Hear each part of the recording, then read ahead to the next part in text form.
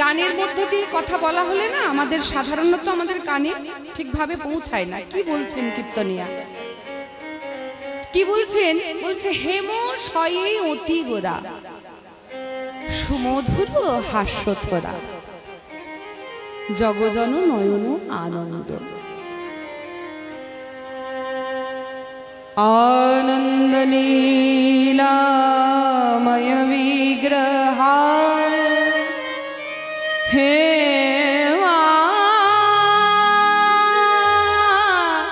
हरिव्य छवि सुंदरा तस्मै महाप्रेम रस प्रणाय चैतन्य चंद्राय नमो नमोस्ते। नमो नमोस्तुते। এই যে শ্লোকটি আমরা আস্বাদন করলাম, এটি আমরা সবাই জানি শ্রীমন মহাপ্রভুর প্রণাম মন্ত্র। মহাপ্রভুর প্রণাম মন্ত্রে কি বলা হলো? তিনি হচ্ছেন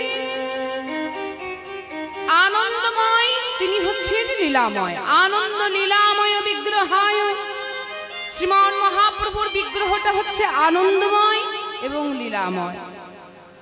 আচ্ছা, তিনি আনন্দময়, তিনি লীলাময়, সেটা আমাদের মতো সাধারণ জীব, সেটা নিয়ে কি করব আমরা? তিনি আনন্দ ছাড়া থাকতে পারেন না, তিনি লীলা ছাড়া থাকতে পারেন না। তা আমরা সেটা নিয়ে কি করব? আমরা কি করব নি? পদকর্তা বললেন, তারপরের কথাটা কি বলছেন দেখুন। বলে তস্মৈ মহাপ্রেম রসপ্রদায়। তিনি কি করলেন? তস্মৈ মানে তার, মহাপ্রেম রসপ্রদায়, তার স্বভক্তি প্রেম মানে নিজস্ব প্রেম, একদম নিজের সম্পদ, নিজের সম্পদ তিনি প্রদান করে দিলেন আমাদের মতো সাধারণ কলিহত জীবগণকে। সেই মহাপ্রভু কেমন দেখতে না? বলছেন হেমাভ দিব্যচ্ছবি সুন্দরায়। হেমাভ মানে হেমের আভাযুক্ত মহাপ্রভুর অঙ্গখানা। হেম কথার অর্থ কি? হেম কথার অর্থ কি গো মায়েরা? আমরা খুব ভালোবাসি এই জিনিসটা মায়েরা। কি? সোনা। সোনা মায়েরা আমরা খুব ভালোবাসি না পড়তে? সোনা ধাতুটা যতই দামি হোক না কেন, প্রত্যেক জনের বাড়িতে দেখুন 1 ভরি 2 ভরি সোনা সবার আছে, যতই দামি হোক। আগেকার দিনে মায়েদের আরো অনেক অনেক থাকতো, এখন অনেক কমে গেছে, কারণ প্রচুর দাম বেড়ে গেছে যেহেতু সোনা। যাই হোক, বলছে হেম সোনার কত সুন্দর জ্যোতি। দেখবেন যতই অসুন্দর দেখতে মহিলা বা যতই অসুন্দর দেখতে পুরুষ হোক, কালো হোক, দেখতে সুন্দর নয়, কিন্তু হাতে যদি একটা 5টা আঙুলের মধ্যে একটা আঙুলে যদি একটা আংটি পরে থাকে, সোনার আংটি, দেখবেন সেই দিকেই নজরটা যায়, যায় না? কারণ সোনার একটা যত নিজস্ব একটা রূপ আছে, অলংকারের নিজস্ব একটা রূপ আছে। তাই মহাপ্রভুর রূপটা কেমন? বলছে সমস্ত দেহটাই সোনার মতো, হেমাভ সোনার মতো আভাযুক্ত গৌরাঙ্গ সুন্দরের রূপ। কিন্তু মায়েরা সোনা পড়লে সোনার অনেক রকম ব্যাপারও আছে, মানে অনেক খারাপ দিকও আছে। দেখুন, সোনা যদি পরা হয়, সোনা পড়লে আমাদের অহংকার হয়, এটা একটা ঠিক। দেখবেন হাতে যদি সোনার আংটি পরে থাকে, সে 1000বার করে আঙুলগুলো দেখিয়ে দেখিয়ে কথা বলে, কথা যতবার বলছে আঙুল দেখিয়ে কথা বলছে, মানে আমার হাতে আংটি আছে, মানে আমি দামি একটা ধাতু পরে আছি, যেটা আমার মধ্যে আছে সেটা সবার কাছে নেই। তাহলে এটা একটা অহংকার। শুধু তাই নয়, সোনা পড়লে খুব ভয়ও আছে। রাত্রিবেলা যদি আপনি একা যান, আপনাকে চোরে ডাকাতে, এখনই আপনাকে চুরি ডাকাতি হওয়ার সম্ভাবনা আছে। কিন্তু দেখুন মহাপ্রভু বলছেন হেমাভ দিব্যচ্ছবি, বলছে হেমের মতো সোনার মতো দেখতে ঠিকই, কিন্তু হেম শয়ে অতি গোরা। শয়ে কথার অর্থ কি না? শয়ে কথাটা এসছে হিন্দি কথা থেকে। হিন্দি কথাতে বলা হয়, দেখবেন যদি আপনারা শুনে থাকেন, মানে আমরা হয়তো বলি না হিন্দি কথা, কিন্তু শুনি তো অনেক। বলা হয় না যে হামসে তুম বড়া হো, হামসে উসসে ওয়াহাঁ সে ইহাঁ সে, এইরকম বলা হয় না। সে সে ওয়াহাঁ সে ইহাঁ সে বলা হয়। সে কথার অর্থ হচ্ছে সয়ে, কথার অর্থ হচ্ছে থেকে। হামসে তুম বড়া হো মানে আমার থেকে তুমি বড়। তাহলে হেম সয়ে অতি গোরা মানে হেমের থেকেও, সোনার থেকেও অতি উজ্জ্বল আমার গৌরাঙ্গ সুন্দর। হেম সয়ে অতি গোরা সুমধুর হাস্যথরা। আচ্ছা মায়েরা, ভক্তমণ্ডলী, সোনা কি হাসতে জানে? সোনার মুখে আপনি হাসি দেখেছেন কখনো? কিন্তু আমার গৌরাঙ্গ সুন্দর কি করছে? দুটি বাহু তুলে হরিনাম করছে, আর মুখে আছে তার সুন্দর হাসি। দেখবেন মায়েরা, আমাদের জগতে তো অনেকই সুন্দর দেখতে আছে, হয় না? কতজনই কত ভগবান তাকে রূপ দিয়ে পাঠিয়েছে, সৌন্দর্য দিয়ে পাঠিয়েছে। কেউ দেখতে সুন্দরী, কেউ দেখতে সুন্দর। তা এই সৌন্দর্য প্রকাশ পায় কখন? ধরুন খুব দেখতে একজন সুন্দরী মহিলা বা একজন খুব সুন্দর পুরুষ, যতই সুন্দর হোক, মুখ যদি গম্ভীর করে থাকে, তাহলে কি তার সৌন্দর্য প্রকাশ পায়? মা, প্রকাশ পায় বাবা? গম্ভীর মুখ হলে কিন্তু প্রকাশ পায় না। কিন্তু দেখুন, যে দেখতে হয়তো খুবই কুৎসিত, কিন্তু মুখটা তার হাসি মাখা, দেখবেন তার মুখের দিকে তাকিয়ে থাকতে ইচ্ছে করে। সেই রকম আমার গৌরাঙ্গ সুন্দর বলছেন, হেম সয়ে অতি গোরা সুমধুর হাস্যথরা মানে থোড়া থোড়া সা, মানে কি বলছেন? মানে একটু একটু করে হাসছেন, কিঞ্চিত কিঞ্চিত হাসছেন। আর জগজন নয়ন আনন্দ, নয়ন আনন্দ। আমার মহাপ্রভু যে ভগবান, তিনি তো কলিযুগ তরাতে সেই ব্রজের নন্দের নন্দন শ্রীকৃষ্ণই কলিযুগে জন্মগ্রহণ করেছেন। তা তিনি তো ভগবান। তা তিনি যদি ভগবানের মতো করে থাকতেন, কলিহত জীবের কাছে যদি না যেতেন, একটু মুখে যদি হাসি না রাখতেন, তাহলে সাধারণ জীব, আমাদের মতো সাধারণ জীব তার কাছে যেতে পারতাম? তার কাছে যেতে, হরিনাম নিতে? তাই মহাপ্রভু একটু একটু করে হাসছে। তাই মহাপ্রভু রূপটা কেমন লাগছে দেখতে? পদকর্তা বর্ণনা করছেন মহাপ্রভু দেখতে কেমন লাগছে। বলে পিরিতি রতি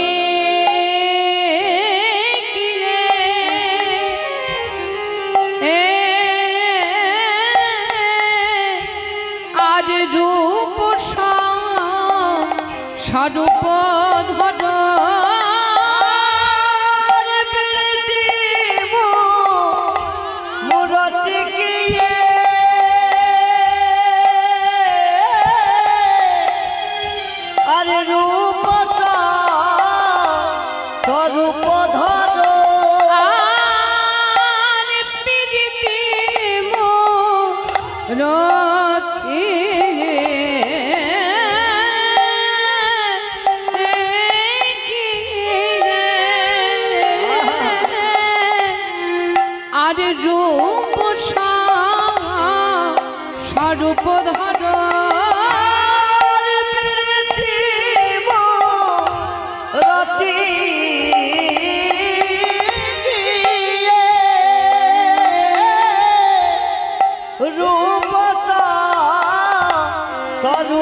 ধর জানো মহাপ্রভু দেখতে কেমন? যে পিরিতি মুরতি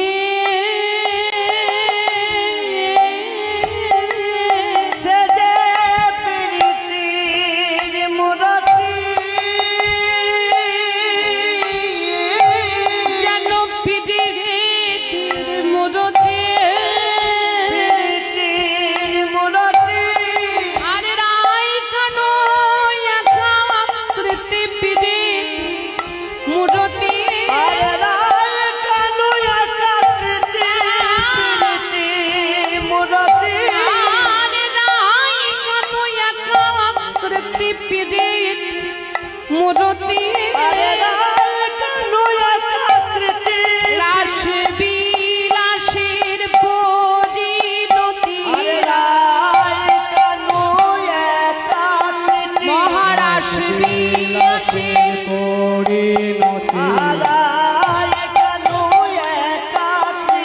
রাসবিলাসের পরিণতি রাসবিলাসের পরিণতি আহা রাসবিলাসের পরিণতি আহা রাসবিলাসের পরিণতি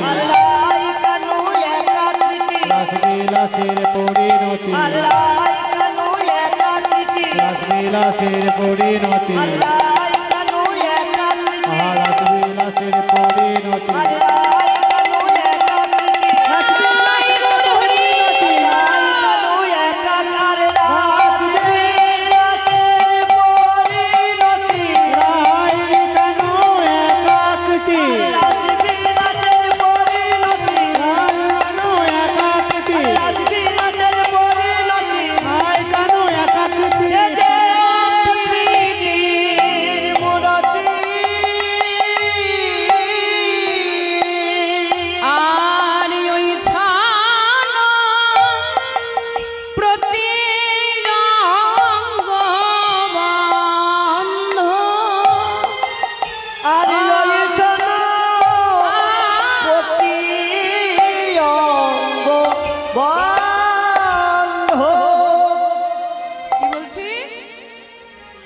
মহাপ্রভুর রূপটা কেমন শুনুন ভক্তমণ্ডলী।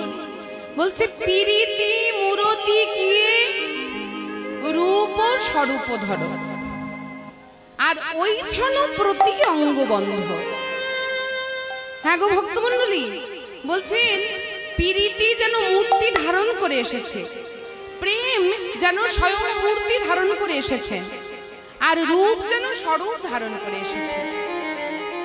মহাপ্রভুর রূপ এমন সুন্দর রূপ, মহাপ্রভুর রূপ হচ্ছে স্বরূপ জাগানো স্বরূপ।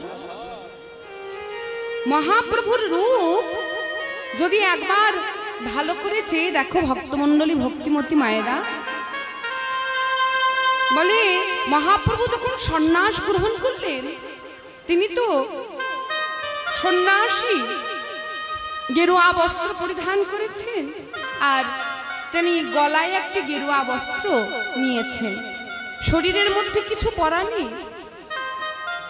তবু মহাপ্রভুর রূপ, তিনি যদি একটি গাছের তলায় দাঁড়িয়ে আছেন, একটি গাছের তলায় বসে আছেন, যদি রাস্তা দিয়ে তিনি পেরিয়ে যাচ্ছেন পথমধ্যে, সেই পথ যেন আলোয় আলোকিত হয়ে যাচ্ছে, গাছের তলা যেন আলোয় আলোকিত হয়ে যাচ্ছে। কেন?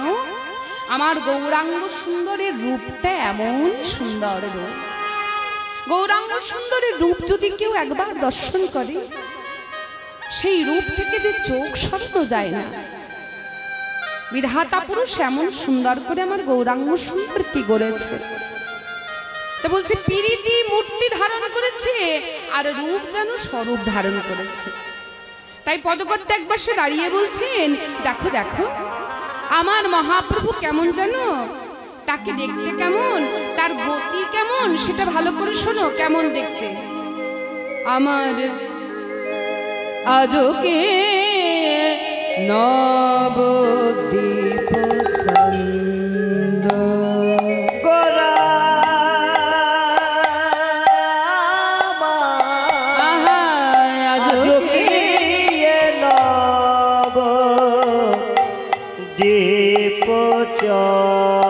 চন্দ্র গোড়ায় আমার আমার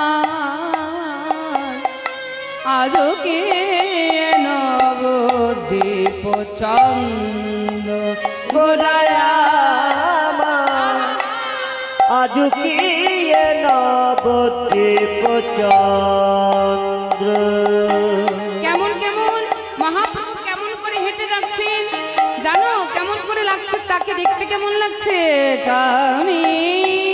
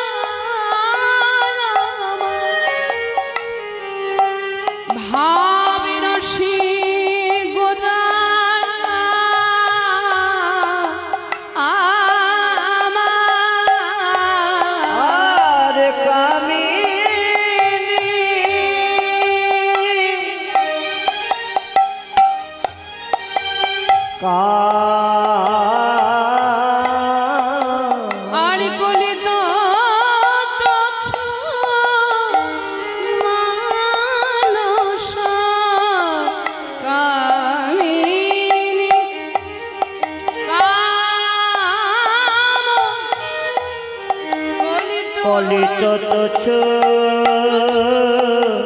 কামানো আর গতি গজ যে অন্ধ গোজায় গতি গজ যে হরি গতি গজে ছন্দ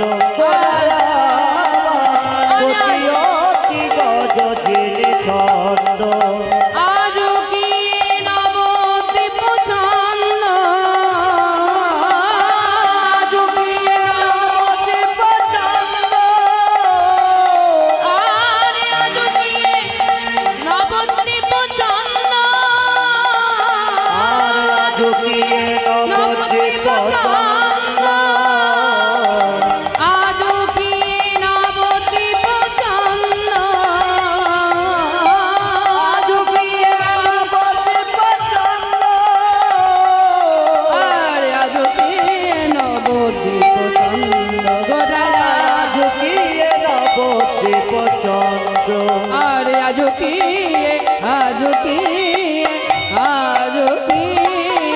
নবদ্বীপ চন্দ্র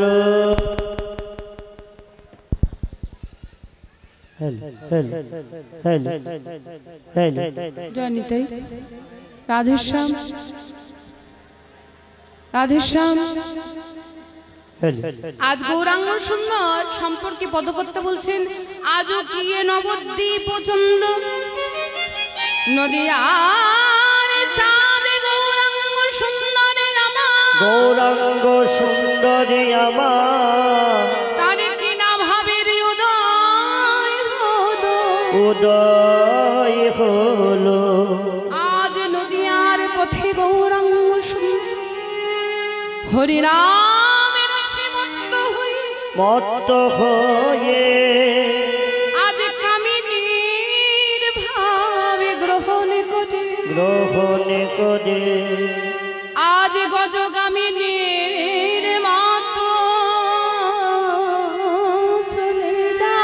চলে যা বলে কামিনী কাম কলিত তুচ্ছ মানুষ হ্যাঁ গো মায়েরা কামিনীর শিরোমণিকে কামিনীর শিরোমণি শ্রীমতী রাধা ঠাকুরানী শ্রীমতী রাধা ঠাকুরানীর তার যেমন করে গমন তিনি যেমন করে হেঁটে যান আজ মহাপ্রভু আমার সেই কামিনীর ভাব গ্রহণ করে যেন গজগামিনীর মতো তিনি হেঁটে যাচ্ছে গজ কথার অর্থ কি গজ কথার অর্থ কি গো মায়েরা হাতি তাই তো হাতি যেমন করে হেঁটে যায় গজগামিনীর মতো গৌরাঙ্গ সুন্দর আমার হেঁটে যাচ্ছে আর ভাবটি কেমন বলে ভাবটি মহাপ্রভুর কেমন ভাবে উদয় হয়েছে জানো বলে ঠিক দুপুর বেলা মানে যখন মধ্য গগনে সূর্য এসে উদিত হয়েছে পূর্ব দিকে উদিত হয় সূর্য আস্তে আস্তে ঢলতে ঢলতে ঢলতে ঢলতে কোথায় যায় না সূর্য যখন মধ্য গগনে তখন গৌরাঙ্গ সুন্দর ভক্তগণকে ডেকে বলে শ্রীবাস ও মনোধর চলো চলো দেখো আর যে সময় নাই চলো আমরা কোথায় যাব আমরা যাব কোথায় যাব জানো বলে মা ঝদি নহি পুন বসদে যাবৃত তনু আরে মা ঝই ছিনতনু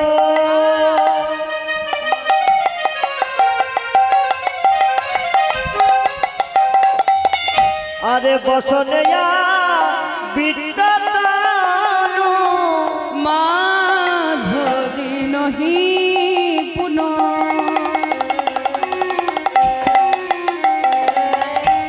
বসদে যাবৃত তনু আরে মা ঝই ছিনপুন আরে বসনে বলে কহ তুই ভক্তগণ শোনো শোনো শোনো শোনো শোনো শোনো বলে কহ তো পূজব সোনা কহত কি পূজব সোনা আর কহ তো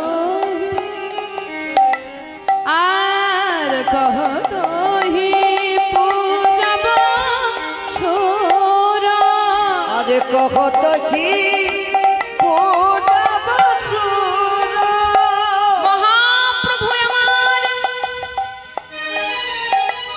ভাবে বিভাবিত হয়ে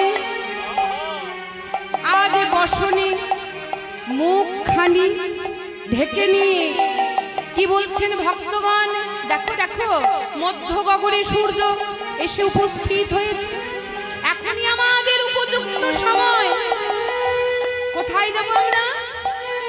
সূর্য পূজা করতে যাব। হরি সূর্য পূজা করতে যাব ভাবাবেশে মহাপ্রভু বলে সূর্য পূজা করতে যাব। ভাবাবেশে মহাপ্রভু বলে সূর্য পূজা করতে যাব। ভাবাবেশে মহাপ্রভু বলে চলো চলো আমার সঙ্গে চলো। ভাবাবেশে মহাপ্রভু বলে সঙ্গে চলে সূর্য পূজা করতে যাব। আর কহ তো হে পূজব সোনা। যেই না মহাপ্রভু আমার বলেছেন সূর্য পূজা করতে যাও। করিতে যাব। সূর্য পূজা, সূর্য পূজা, এই কথাটি যেই না মহাপ্রভুর মুখ থেকে নির্গত হয়েছে অমনি অমনি মহাপ্রভু আমার অষ্টসাত্ত্বিক ভাবে বিভাবিত হয়েছে। বিভাবিত হয়েছে তেস্তম্ভ শেদ রোমাঞ্চ রোমাঞ্চ ভাষণ ভঙ্গস্য বিবধু বৈবর্ণশ্রু প্রলয় এত্যষ্ট সাত্ত্বিক মত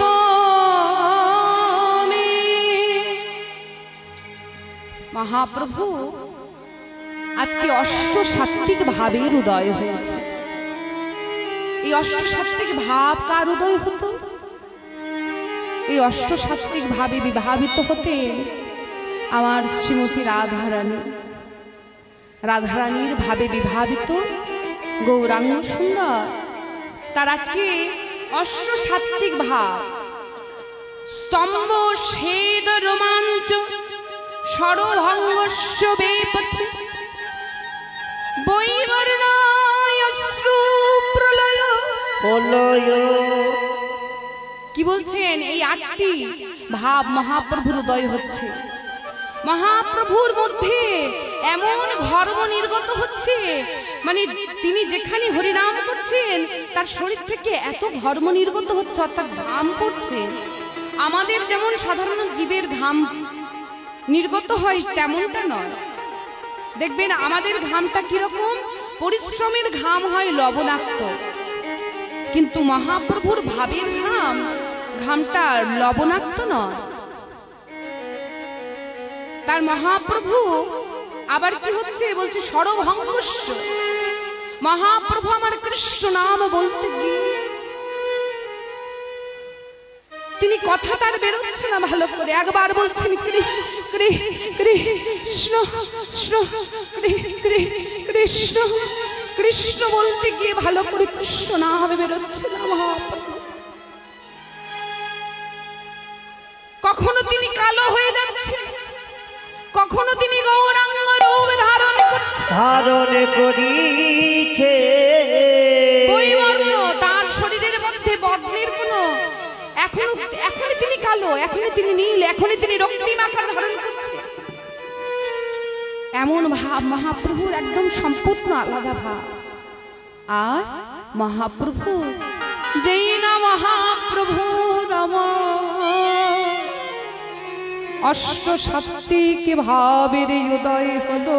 ভাবের উদয় হলো। কি হয়েছে জানেন? শেষ ভাব কি বলছে না, বলছে অশ্রু, তারপরে হচ্ছে প্রলয়। অশ্রু কথার অর্থ কি না, মহাপ্রভু আমার নয়ন হে জলে পরে মহাপ্রভু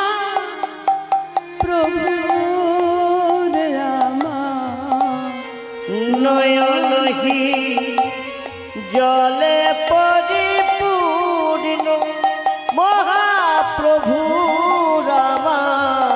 আর নয়ন হে জলে পরিপূর্ণ মহাপ্রভু রামা। তার নয়নহি জলে পরিপূর্ণ মহাপ্রভু রামা। আজ নয়ন ধার গোড়ায় আমার ভেসে যাই গো। নয়নে ধারা ভেসে যায় গো। নয়ন ধারা গোড়ায় আমার ভেসে যায় গো। আরে নয়নে ধারা আজ ভেসে যায় গো। কৃষ্ণ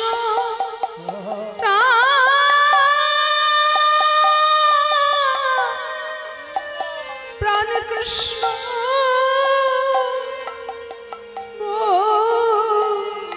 বলে নয়ন ধারা ধারায় ভেসে যায় গো। হা কৃষ্ণ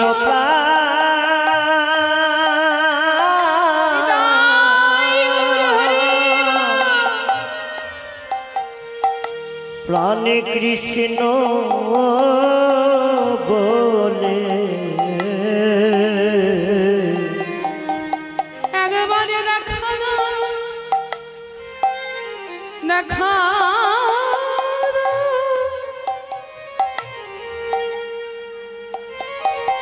হা কৃষ্ণ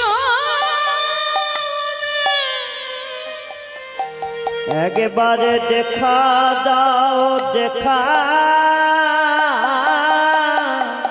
দাও বলে কৃষ্ণ প্রাণ কৃষ্ণ বলে একবারে দেখা দাও, দেখা দাও বলে কৃষ্ণ প্রাণ কৃষ্ণ বলে একবারে দেখা দাও, দেখা দাও বলে কৃষ্ণ প্রাণ কৃষ্ণ বলে একবারে দেখা দাও, দেখা দাও বলে কৃষ্ণ প্রাণ কৃষ্ণ বলে একবারে দেখা দাও, দেখা দাও বলে কৃষ্ণ প্রাণ কৃষ্ণ বলে দেখা দাও, দেখা দাও বলে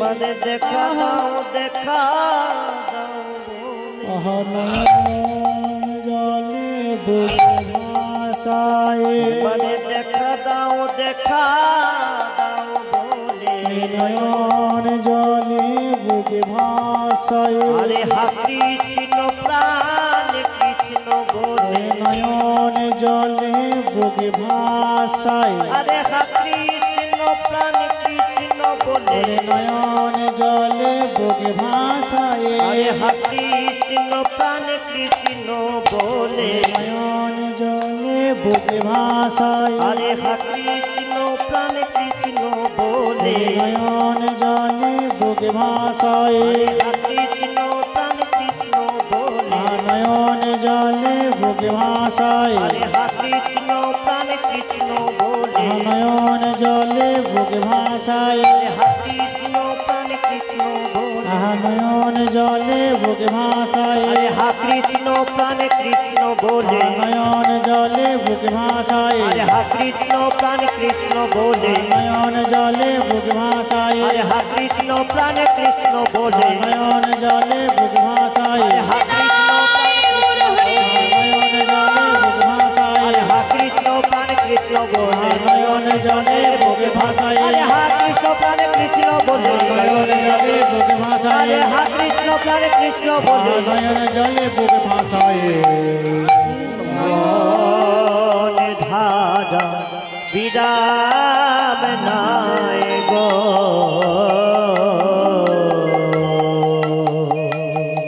মহাপ্রভু আমার যেই নয় অষ্ট সাত্বিক ভাবের উদয় হয়েছে তার নয়ন ধারার বিরাম না বিরাম নাই মহাপ্রভু যেখানে হরিনাম করছে জানেন মহাপ্রভু যেখানে হরিনাম করছে এই যে ধরুন বর্ষাকালের যেমন বৃষ্টি বর্ষাকালের বৃষ্টি হলে কি হয় না মাটি সব কর্দমাক্ত হয়ে যায় কাদায় ভরে যায় এত বৃষ্টি হয় তা মহাপ্রভু যেখানে হরিনাম করতেন সেই জায়গাটা কর্দমাক্ত হয়ে যেত এত তিনি কাঁদতেন হা কৃষ্ণ প্রাণ কৃষ্ণ বলে তার ভিতরে তো রয়েছে তার মধ্যে তো অষ্ট সাত্বিক ভাবের উদয় হচ্ছে এবং তিনি তো সেই শ্রীমতী রাধারানীর ভাবে বিভাবিত হচ্ছে তাই তিনি এত কাঁদছেন তার নয়ন ধারার বিরাম না তাই মহাপ্রভুর আজকে ভাবতে কেমন না দুপুর বেলা মধ্য গগনে যখন সূর্য এসে উপস্থিত ভক্তগণকে ডেকে বলছেন ও হে ভক্তগণ চলো চলো চলো আমার যে সূর্য পূজার সময় চলে যাচ্ছে আমি তোমাদেরকে নিয়ে সূর্য পূজা করতে যাব তাই আজকে কি করছেন দেখুন না বলছে বাম ভুজহি পুন বসনে আবৃত তিনি কি করছেন না বসন দিয়ে তিনি মুখটাকে ঢেকে নিয়েছে বাম দিক থেকে ঢেকে নিয়ে একটি রমণীর মতো করে শ্রীমতী রাধারানীর মতো করে গৌরাঙ্গ সুন্দর আমার যাচ্ছে কেমন করে বলে বাম ভুজহি পুন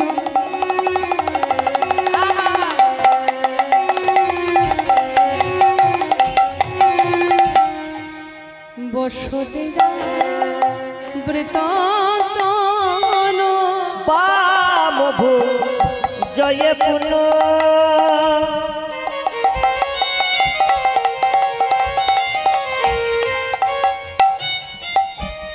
বসনেয়া বিদ্যান বাম ভূ জয় পুন আরে বসনেয়া বিদ্যান কি বাবা মোনা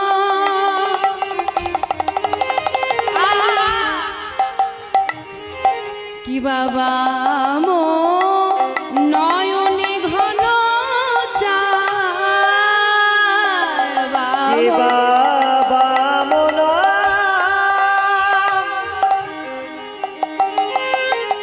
নয়নে পুন দেখো বাম নয়নে চাইছে গোরা বামে নয়নে চাইছে গোরা কি বাবা নয়নে চাইছে গোরা বলি বাম নয়ন চাইছে গোরা বাবা নাই কার ভাবে ভোরা বাম নয়নে চাইছে গোরা আরে ভাবা নয় তার ভাবে ভরা ভাবে নয়নে চাইছে গোরা তার ভাবে ভরা আরে জগ জন চিত জনা হরি হরি চিত চূড়া বাবা নাই কার ভাবে ভোরা জগ জন চিত চূড়া নয়নে চাইছে গোরা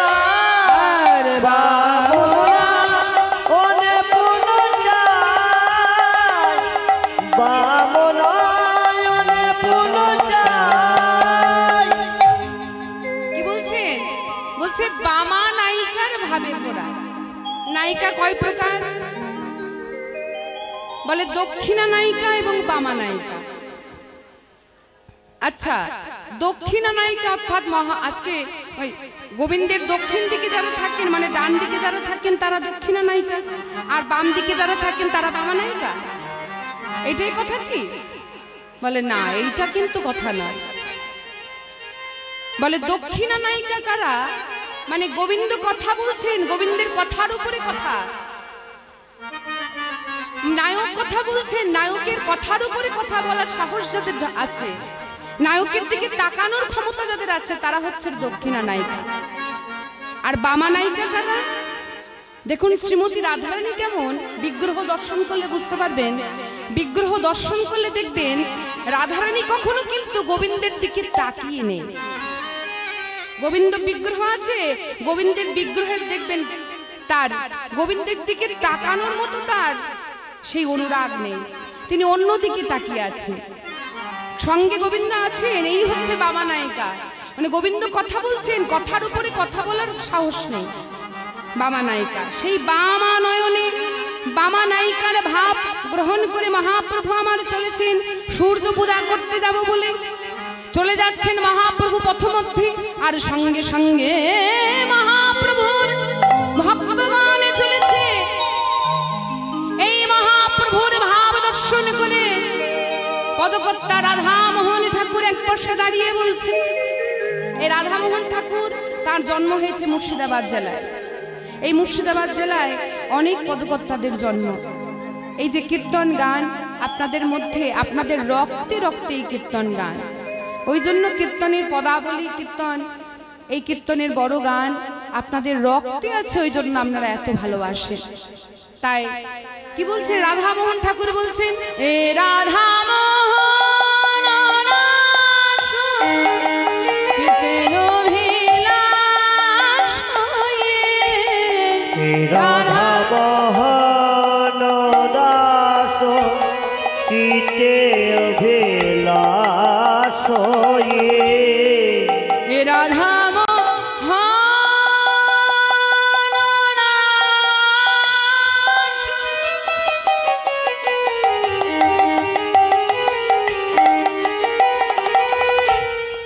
চিতের অভিলাষ হয়ে, এ রাধামোহন দাস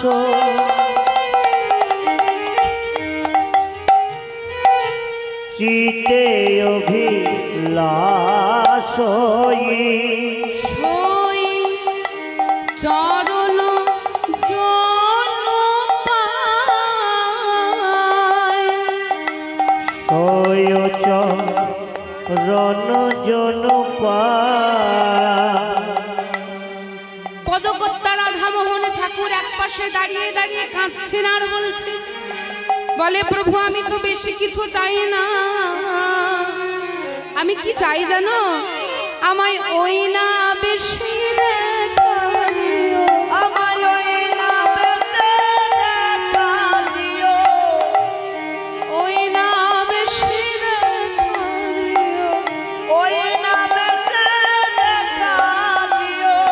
রাধামোহন কেঁদে বলে, ওই না বেশি দেখা দিও। আরে রাধামোহন কেঁদে বলে, ওই না বেশি দেখা দিও। আর রাধামোহন কেঁদে বলে, আমি আর তো কিছুই চাই না প্রভু, ভাবা বেশি মহা বলে, আর তো কিছু চাই না প্রভু। আরে রাধামোহন কেঁদে বলে, আর তো কিছু চাই না প্রভু। আরে রাধামোহন কেঁদে বলে, আর তো কিছু চাই না প্রভু। আমার ওই না বেশি দেখা দিও। আর সই রণজন পায়, সোচ রণজন পায়। রাধামোহন ঠাকুর কেঁদে কেঁদে বলে, মহাপ্রভুর ওই ভাবে যখন মহাপ্রভু কৃপা করে আমায় দেখার সুযোগ করে দিয়েছে, তাই বলি প্রভু আমি বেশি কিছু চাই না প্রভু, আমি তোমার ওই রূপ যেন সদা সর্বদাই দেখতে পাই, আর তোমার চরণের যেন দাস হতে পারি। আহা সই চরণ যোড পাই রে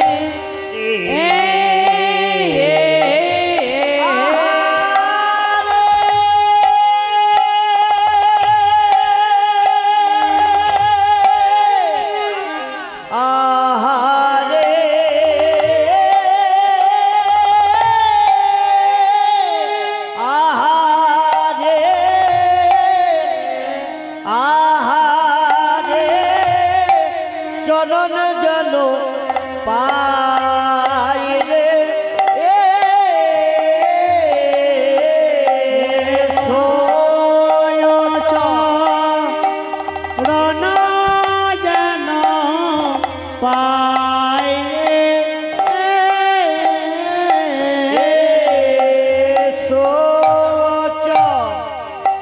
চরণ জল পাই রে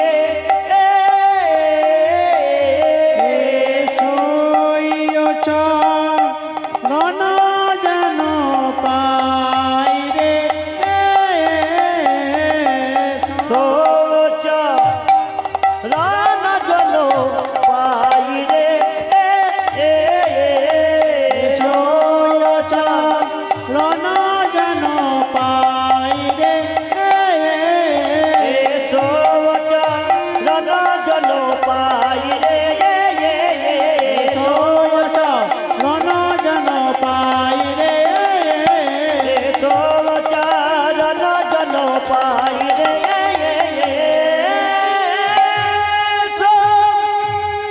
ও চাপ রান জল পাই রে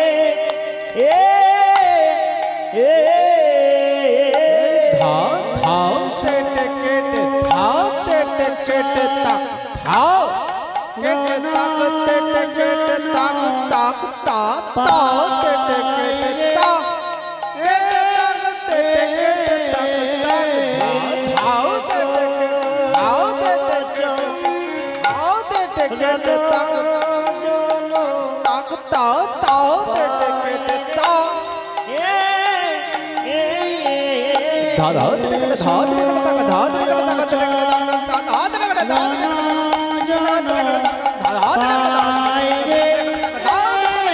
তেটে কেটে তাক তাক ধাও তেটে কেটে ধাও তেটে কেটে